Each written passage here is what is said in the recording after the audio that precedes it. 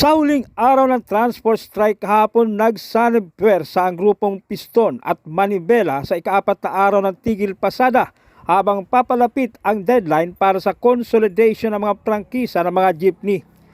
Bukod sa tigil pasada, nagsagawa ng kilos protesta ang grupong Piston at Manibela at nagmisa sa tapat ng Andres Bonifacio National Monument o mas kilala bilang monumento ang running priest na si Father Robert Reyes. Ayon kay Modi Floranda, presidente ng Piston, ito ay para ipanawagan kay Pangulong Bongbong Marcos na itigil ang implementasyon ng phase-out ng mga jeep. Sabi ni Floranda, tutol din sila sa itinakdang deadline ng Land Transportation Franchising and Regulatory Board na Disyembre 31 para sa consolidation ng prangkisa ng mga public utility vehicle para maging kooperatiba. Sabi ni Floranda, kapag isinorender ng kanilang hanay ang prangkisa, wala nang panghawakan na prangkisa ang mga operator. Narito tayo sa monumento at ito yung halos ika-4 na araw na napagkilos ng ating mga driver at operator laban niya dito sa deadline ng December 31 at siyempre laban dito sa Omnibus Franchising Guidelines. Kaya tuloy-tuloy yung ating mga pagkilos para ipakita kay Pangulong BBM na sana baguhin niya yung kanyang declaration at muling buksan yung pag-aaral do sa Omnibus Franchising Guidelines at mismong sinasabi nga ni Senadora Amy Marcos na dapat back to zero at pag-aralan talaga itong programang ito sapagkat parang mali yung sinasabi niya Senadora. Kaya tayo ay ang kinakain natin ngayon ay para yung deadline, ipabasura yung deadline ng December 31 at saka yung Omnibus Franchising Guidelines. Panawagan niyo sa Korte Suprema, sir? Ang panawagan natin sa ating mga hukom ay sana immediate na makapaglabas po ng TRO at sana bago po matapos itong taon, itong December, ay makapaglabas na po kayo. Sir, ano pong mga pangamba niyo sa consolidation? Ang silalim ng consolidation ay ito yung sinasabing voluntary naming isusurinder yung aming mga prangkisa at muli kami mag-a-apply para kung sa corporation or kooperatiba. Kaya sinasabi natin ay pwede naman na i-rehabilitation yung ating mga pampublikong transportasyon. Mahaba na yung ating history sa usapin ng re-rehabilitation. Kaya kung ang layunin talaga ng gobyerno ay para ayusin yung ating public transport, dapat ang ginawa ng gobyerno ay magano tayo na sarili nating industriya at tayo mismo ang lumikha ng ating public transport dito sa ating bansa at magluluwal ito ng pananatili ng kabuhayan ng mga driver at siyempre ng mga operator at magluluwal ito ng trabaho sa ating mga kapatid na mga manggagawa ng ating public transport. Sir, alin po yung matibay? Sariling atin o ang gawa ng China? Mas yung atin at subok na natin yung ating mga jeep. Halos tumatagal yan ng 30 to 40 years basta't alaga ng mga operator. Itong mga bagong modern ay wala pa 2 taon naglalaglaga na yung mga kaha. Kaya't mahalaga pa rin talaga yung ating mga jeepney, matibay at matatag kahit tag-ulan, kahit baha, kaya nating ilusong yung ating mga jeepney. Sa huli po, ano pa yung plano niyo sa mga sunod na araw? Tayo ay tuloy-tuloy at hanggat hindi pinakikinggan yung ating karaingan sa bahagi ng Piston at Manibela ay magtutuloy-tuloy itong mga pagkilos kahit sa bagong pasok ng 2054 ay magkakaroon ng ganitong mga pagkilos pa. Nagbabala naman si Mar Balbuena, Pangulo ng Manibela, na naghanda ito para sa isang mas malaking transport strike sa December 29. Anya posible ang joint transport strike dahil nagpahayag na naisumali ang iba pang transport groups, hindi lang ang Piston. Pinagsanib na puwersa po ito ng Piston at Manibela. Andito rin ang mga dating grupong ACTO, PEDUDAP, may mga pasang Mazda rin dito at pasang LRT. Hindi ko na alam kung sino pa yung mga sumama rito. Nagsama-sama na po rito sa ano na to, sa rally po na to. Ano po ang tingin niyo? May mga UB Express din po tayong dumating dito. Ano po tingin niyo sa magiging desisyon ng Korte Suprema? Positibo po ito, positibo. Positibo po na mati-TRO po ito sa lalong madaling panahon.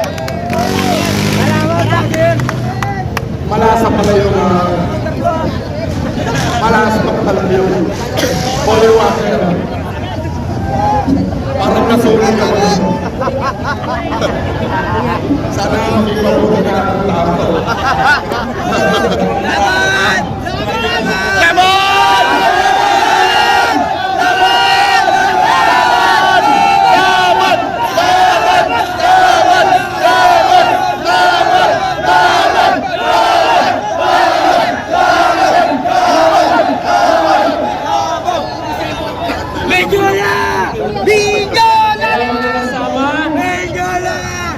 Hindi ngayong araw matatapos ang pagkilos, kundi ito ay magtutuloy-tuloy ang ating pagkilos. Ibig sabihin yan, mas palakihin po natin ang ating mga mobilisasyon at dapat bago matapos ang 2023 ay magkaroon tayo ng isang malaking marcha rally. Payag ba kayo? Payag ba kayong Mindiola? Kaya kailangan yung pagbalik po natin sa ating mga lokalidad ay mas malaki natin, abutin natin ang iba't iba pang mga driver at operator. Hindi lamang ng mga jeepney, kundi lahat ng muda ng ating public transport dito sa ating bansa. Sapagkat sa ilalim ng programa ng Modernist Program ay hindi lamang ang mga jeep ang gustong tanggalan ng kabuhayan. Nandiyan po ang ating mga kapatid na mga UB, ang mga tricycle, ang mga taxi, at ang ating mga kapatid na mga bus na kung saan ay haharap din sa katulad ng kinakaharap natin sa kasalukuyan.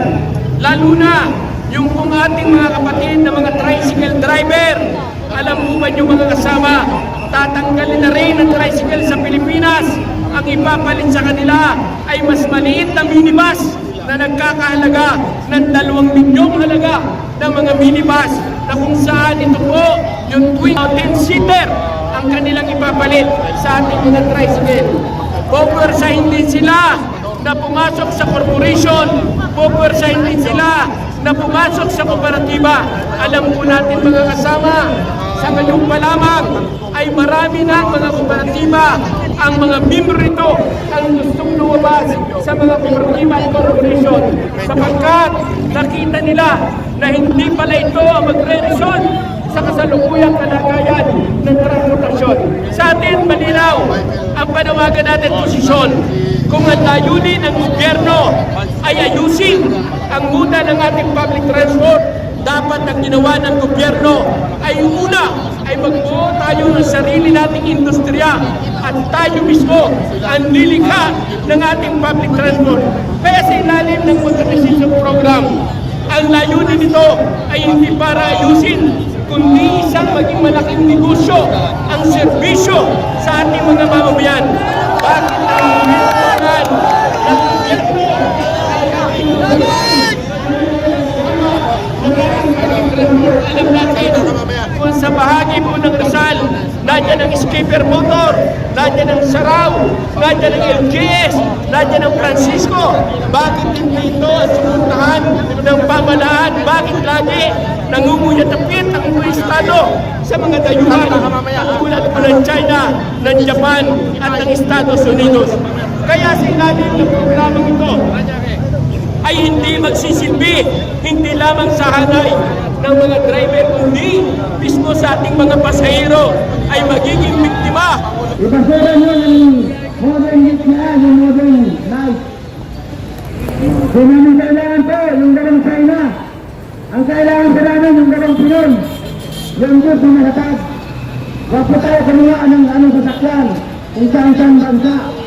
Ang kukunin po natin, yung dalawang Pinoy. Huwag po natin, papasukin dito yung mga dalawang China yan. Napakahinang klase. Ayun po, katulad yan, napakahinang lero lang yan. Napasaganda lang ng pentora. Naintindihan po sa aming Pangulo. Kahirap po ng muro namin. Ang dami po, naghihirap ngayon. Pag tinanggalan po ng kabuhayan po, ang dahil pang senior, katulad ni tatay. Hindi na po kaya ni tatay mag-contraction. Hindi na po kaya magmano kung saan-saan. Diyan lang po, ang kinikita niya. Binubuhay sa mga anak, pamilya. Pag nabiyahe ng jet, tatanggalin mo ng karapatan sa kalsada. kawawa naman po si tatay, katulad po namin. Sana, Bongbong Marcos, mapakinggan mo kami. Huwag po kayong makinig sa mga taong nasa paligid mo na nagsusutol. Pakinggan mo kami na mahihirap. Diyan ka tumingin. Dahil kung hindi sa amin, hindi ka magkatagumpay. Hindi ka mahirap. Sana, Bongbong Marcos, maawa ka sa amin na operator. Maliliit na ang aming hanap buhay. Kakunti lang ang aming kinikita. Sapat lang sa pang-araw-araw sa aming mga pamilya. Pagulang matanggal ang mga hanap buhay namin. Marami na po ang natututong magnanakaw. Wala na po kami hanap buhay. Paano na lang ang aming mga anak? Mga pamilya namin, lahat po ng bayarin. Saan po namin tutulong pag natanggal ang hanap buhay namin?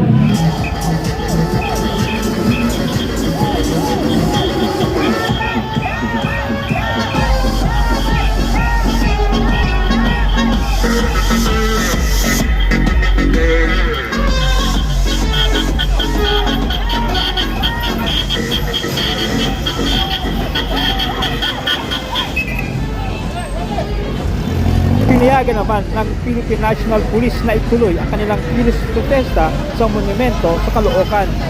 Ang ginagawa ng mga drivers at operators, sinasakripisyo ang araw nila sa pamamasada para magbigay ng serbisyo sa lahat ng mamamayan na kanilang abutin sa kanyang biyahe.